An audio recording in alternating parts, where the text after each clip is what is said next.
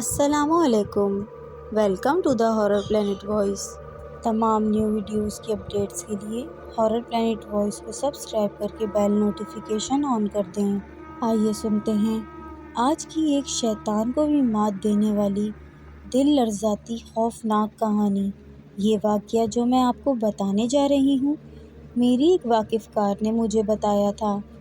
انہوں نے مجھے بتایا کہ آج سے 25 سال پہلے جب وہ کالج میں پڑھتی تھیں اور ان کے والد صاحب ایک کامیاب کاروباری انسان تھے، تو انہوں نے راولپنڈی میں ایک پوش علاقے میں مکان خریدا۔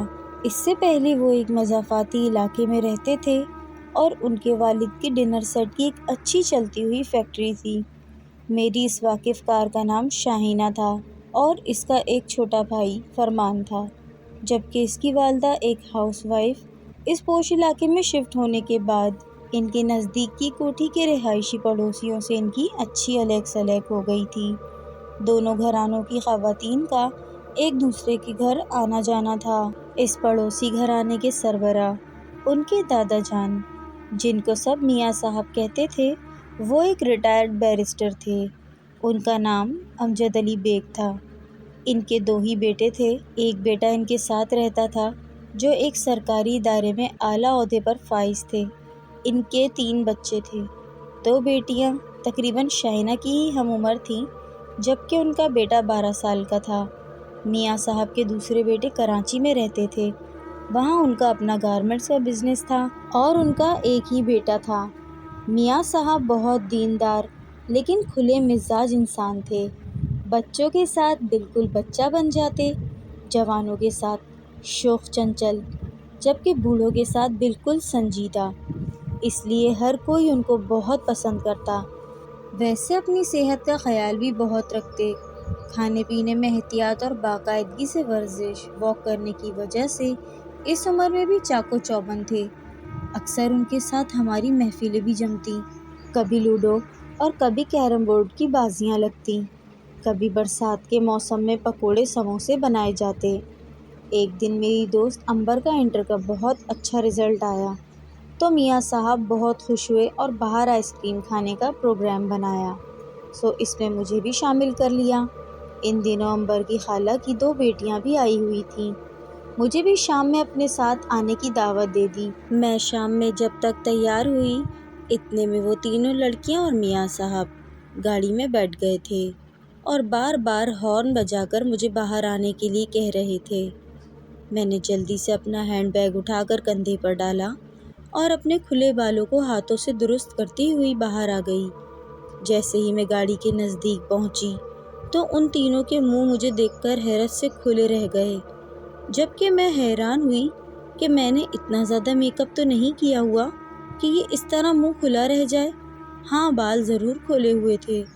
میرے بال بہت ہی لمبے اور گھنے تھے اور بس گھٹنوں سے کچھ ہی اوپر تھے، جبکہ میاں صاحب تو مجھے دیکھ کر خود گاڑی سے ہی نیچے اتر آئے تھے۔ بال باندھ کر آ لڑکی، انہوں نے سخت لہجے میں کہا۔ کیا؟ میرے منہ سے نکلا۔ میں نے کہا بال باندھ لو۔ انہوں نے اس قدر سخت اور عجیب لہجے سے کہا کہ میں گھبرا کر جلدی جلدی بالوں کو جوڑے کی شکل میں لپیٹنے لگی اور بالوں میں ایک کلپ بھی لگا دیا۔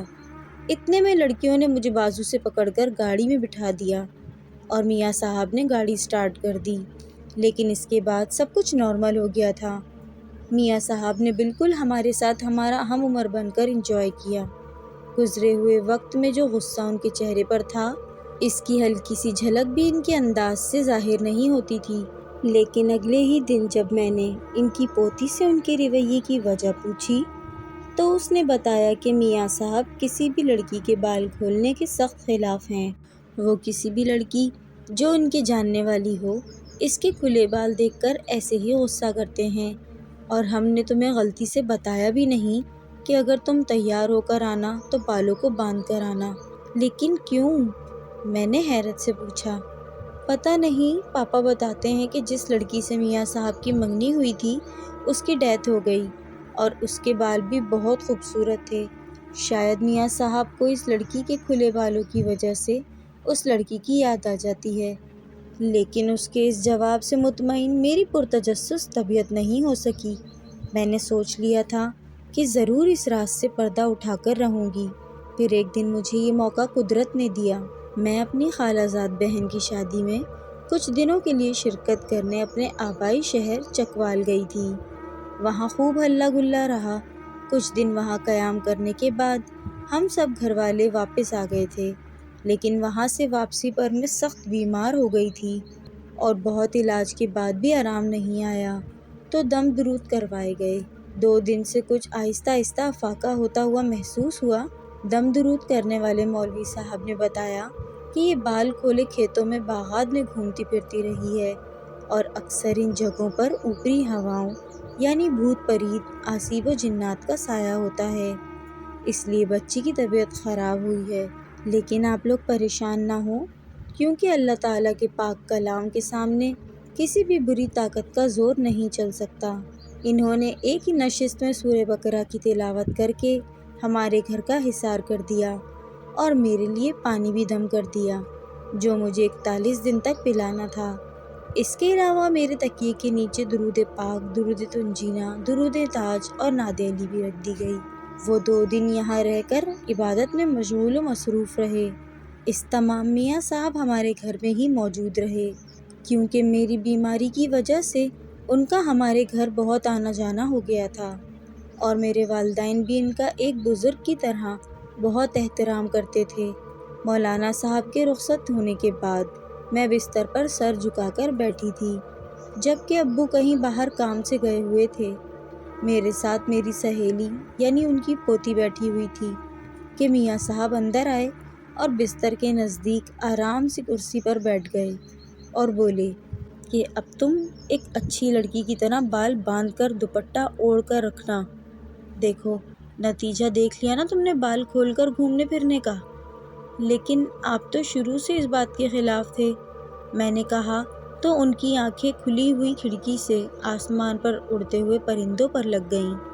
وہ ہولے ہولے آرام سے کرسی پر جھولنے لگے اور ذہن جیسے ماضی کی بھول بھلائیوں میں بھٹکنے لگا۔ اس کے بال بھی ایسے ہی تھے، ایسے ہی کالے، لمبے اور خوبصورت۔ چہرے پر ایک چمک سی تھی۔ کس کے بال؟ بے اختیار میں نے کہا۔ نگینہ کے۔ نگینہ میرے سب سے چھوٹے چچا کی بیٹی، خاندان کی سب سے زیادہ خوبصورت اور سمجھدار لڑکی۔ اس کی ہر بات، ہر ادا خوبصورت تھی، لیکن اس کے بالوں کی تو کوئی مثال ہی نہیں ملتی تھی۔ چھوٹے چچا خالد کی اکلوتی بیٹی تھی وہ۔ چھوٹے چچا سرکاری افسر تھے اور اسی سلسلے میں دوسرے شہر رہتے تھے۔ وہاں ہی ان کو بڑا خوبصورت بنگلہ اور کار بھی ملی ہوئی تھی، لیکن کبھی کبھار چھٹیوں میں ان کا اپنی فیملی کے ساتھ آبائی گھر میں آمد و رفت کا سلسلہ چلتا رہتا تھا۔ گھر میں میری اور بھی کزنز تھیں، لیکن مجھے معلوم ہی نہیں ہوا کہ کب نگینہ نے میرے دل میں جگہ بنا لی۔ لیکن اس زمانے میں آج کی طرح اپنی پسند کا اظہار کھلے عام نہیں کیا جاتا تھا، اس لیے میں دل ہی دل میں اللہ تعالیٰ سے اپنے اور نگینہ کے رشتے کے لیے دعائیں کرتا۔ مجھ سے چھوٹی میری 2 بہنیں تھیں، جبکہ میں اکلوتا بھائی تھا۔ انہی دنوں میری فوج میں بھرتی ہو گئی اور میں اپنے فرائض میں مصروف ہو گیا۔ بہت محنت، لگن اور ذمہ داری سے اپنے فرائض انجام دینے لگا، اور 2 سال بعد ہی مجھے کیپٹن کے عہدے پر فائز کر دیا گیا۔ انہی دنوں مجھے چھوٹی بہن کی شادی کا خط ملا تو میں آبائی گھر پہنچا۔ گھر پہنچ کر معلوم ہوا کہ میرا رشتہ بھی نگینہ سے طے ہو گیا ہے اور بہن کی شادی والے دن میرا نکاح ہو جائے گا، جبکہ رخصتی اگلے سال نگینہ کے BA پاس کرنے کے بعد ہوگی۔ اس خوشخبری سے تو میری خوشی کا کوئی ٹھکانہ ہی نہیں رہا تھا۔ میرے تو دل کی مراد پوری ہو گئی تھی۔ یوں میری بہن کی شادی والے دن ہی میرا نگینہ سے نکاح ہو گیا۔ اس زمانے میں نکاح کو بھی منگنی ہی سی حیثیت حاصل تھی۔ جب تک لڑکی کی رخصتی نہ ہو جاتی، تب تک لڑکی اور لڑکے کی ملاقات پر پابندی ہوتی تھی۔ اسی طرح اس زمانے کے رواج کے مطابق ہم دونوں بھی نکاح کے بعد ایک دوسرے کے سامنے آنے سے گریز کیا کرتے تھے۔ لیکن جس دن مجھے واپس ایبٹ آباد ڈیوٹی پر جانا تھا، اس رات میں نے اپنی سب سے چھوٹی بہن کے اور ایک کزن کے ذریعے رات میں چھت پر نگینہ سے ملاقات کا انتظام کر لیا۔ یہ آتی سردیوں کے دن تھے، اس لیے سب لوگ کمروں میں ہی سوتے تھے اور چھت خالی ہی تھی۔ میں نے جانے سے پہلے نگینہ سے مل کر اس کو اپنی خاموش محبت کے بارے میں بتانا تھا۔ میرا ارادہ تھا کہ اب رخصتی کے وقت ہی گھر واپس آؤں گا۔ میں چھت پر نگینہ کا انتظار کر رہا تھا۔ یہ رات کے 12:30 بجے کا وقت ہوگا۔ وہ چھت پر آ گئی، جبکہ میری بہن اور میرے تایا زاد نیچے ہی سیڑھیوں کے پاس رک گئی تھیں۔ نگینہ کو سامنے دیکھ کر سمجھ نہیں آ رہا تھا کہ کیا بات کروں۔ الفاظ جیسے ساتھ ہی چھوڑ گئے تھے، جبکہ نگینہ بھی خاموش تھی۔ اس کے کلپ میں جکڑے ہوئے بال نگینہ کے چہرے پر بکھرے ہوئے تھے۔ نگینہ، میرا انتظار کرنا، یہ کہہ کر میں نے آگے بڑھ کر اس کے کندھوں پر ہاتھ رکھ دیا اور پھر اس کے بالوں میں لگا ہوا کلپ بھی کھول دیا۔ اپنے ہاتھ اس کے بالوں میں پھیرنے لگا۔ کچھ دیر تک اس کے ساتھ گزار کر ہم دونوں علیحدہ ہو گئے تھے۔ اگلے دن میں اپنی ڈیوٹی پر آ گیا تھا۔ کچھ دنوں کے بعد مجھے ایک خط ملا جس میں لکھا ہوا تھا کہ جلدی آؤ، نگینہ بہت بیمار ہو گئی ہے۔ میں وہاں جب پہنچا تو واقعی نگینہ بہت بیمار تھی۔ کئی حکیموں اور ڈاکٹروں سے علاج کروایا، لیکن کوئی فرق نہیں پڑتا دکھائی دیتا، تو مولانا اور عاملوں سے دم درود کروانے شروع کر دیے تھے۔ اس کو مستقل بخار رہتا تھا اور بالکل کمزور اور چپ سی ہو گئی تھی۔ کسی طرح بھی کوئی فرق نہیں پڑ رہا تھا۔ ایک دن ایک جاننے والے کے توسط سے نگینہ کے ابا جان خواجہ غریب نواز کے دربار سے ایک درویش کو لے آئے۔ اس نے بہت سے وظائف و عملیات کے بعد بتایا کہ نگینہ پر ایک مسلمان جن عاشق ہے جو نگینہ کو چھوڑنے کے لیے تیار نہیں، اور وہ جن نگینہ کے بالوں پر عاشق ہے، کیونکہ مسلمان جنات ہمیشہ پاکیزگی، خوبصورتی اور نفاست کو مرغوب رکھتے ہیں، اس لیے وہ نگینہ پر عاشق ہو گیا۔ یہ بات سن کر سب کے دل دھک سے رہ گئے۔ میں تو ان باتوں پر زیادہ یقین نہیں رکھتا تھا، لیکن بزرگوں کی موجودگی میں خاموش بیٹھا رہا۔ اس کا حل بھی ہے کوئی؟ نگینہ کے ابا نے کہا۔ جی، میں اپنی پوری کوشش کروں گا، باقی اللہ تعالیٰ کی مرضی۔ پھر انہوں نے نگینہ کے بالوں پر سورہ بقرہ کا پانی چھڑکا اور لگاتار 3 دن تک پڑھائی اور وظائف کے بعد بھی کوئی اثر نہیں ہوا تو انہوں نے پردے کے پیچھے سے نگینہ کی اماں کو بلا کر پوچھا کہ کیا بچی کی پیدائش کے وقت سر جھنڈ نہیں اتاری گئی تھی؟ جھنڈ پیدائش کے وقت سر پر جو موجود بال ہوتے ہیں ان کو کہتے ہیں، جن کا بچے کی پیدائش کے وقت سر سے اتارنا بہت ضروری سمجھا جاتا ہے، کیونکہ یہ بچے کے لیے اچھے نہیں سمجھے جاتے اور ایک طرح سے یہ سخت اور بھاری تصور کیے جاتے ہیں، اس لیے پیدائش کے بعد جلد از جلد ان بالوں کو اتروا دیا جاتا ہے، بلکہ اسلام میں بھی اس کا حکم دیا جاتا ہے۔ جی نہیں پیر صاحب، دراصل اس کی پیدائش میری والدہ کے گھر میں ہوئی تھی، جو بہت زیادہ ہندوؤں میں مل جل کر رہتی تھیں، کیونکہ تقسیم ہند سے قبل ہندو اور مسلمان شیر و شکر تھے، اس لیے ان کے ساتھ بہت زیادہ گھل مل کر رہنے سے ان کے رہن سہن اور رسم و رواج میں بھی ایک دوسرے کا رنگ چڑھ گیا تھا۔ اس لیے میری والدہ نے کسی ہندو عورت سے سنا کہ اگر کسی عورت کے گھر بیٹی جنم لے اور وہ اس کی جھنڈ نہ اتارے اور 3 دن بچی کو ہلدی کی دھونی دے تو اس بچی کی شادی کے بعد ساری اولاد بیٹے ہی کی صورت میں پیدا ہوتی ہے۔ سو میری والدہ نے بھی یہی کیا۔ میں اس وقت کم عمر اور ناتجربہ کار تھی، اس لیے اماں کو نہیں روکا گیا۔ معلوم نہیں تھا کہ اس وقت کی کوتاہی کی سزا میری بچی کو بھگتنی پڑے گی۔ یہ کہہ کر وہ رونے لگیں۔ 3 دن تک اس درویش نما عالم نے بہت وظائف کیے اور بتایا کہ یہ بچی کہیں گہری رات کے وقت کھلے آسمان تلے بال کھول کر کھڑی رہی ہے۔ اس دن سے اس پر اس جن نے بڑا شدید قبضہ کر لیا ہے۔ مجھے فوراً وہ آدھی رات کا وقت یاد آ گیا جس وقت میں نے نکاح کے بعد نگینہ کو چھت پر بلایا تھا اور بڑے پیار اور شوق سے اس کے لمبے گھنے گھٹنوں تک آتے ہوئے بال کھول دیے تھے۔ اب اس وقت کو پچھتا رہا تھا۔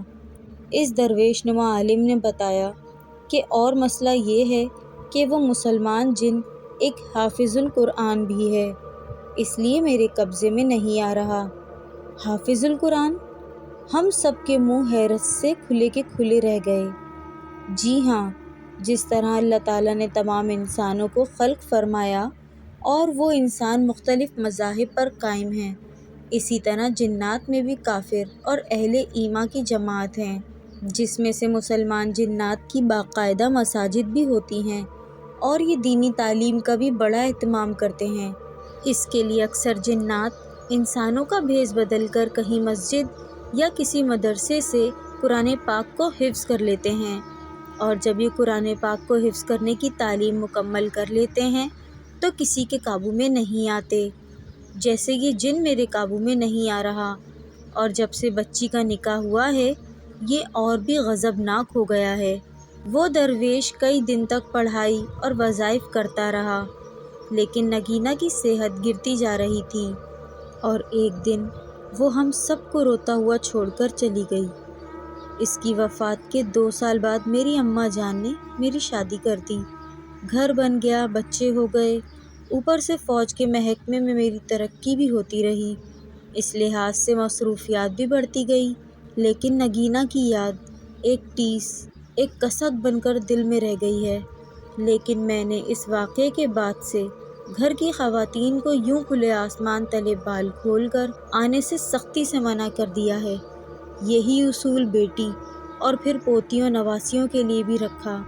بھلے سے میری غیر موجودگی میں اس بات کا خیال نہ رکھتی ہوں، لیکن میرے سامنے کبھی بال کھول کر نہیں آ سکتی، کیونکہ ان کھلے بالوں نے نگینہ کی زندگی چھین لی تھی۔ یہ کہہ کر میاں صاحب خاموش ہو گئے۔ میں نے ان سے وعدہ کیا کہ آئندہ ان کی نصیحت پر عمل کروں گی۔ اللہ تعالیٰ نگینہ سمیت ہر مومن و مومنات اور ہر مسلمین مسلمات کی مغفرت فرمائے، آمین ثم آمین۔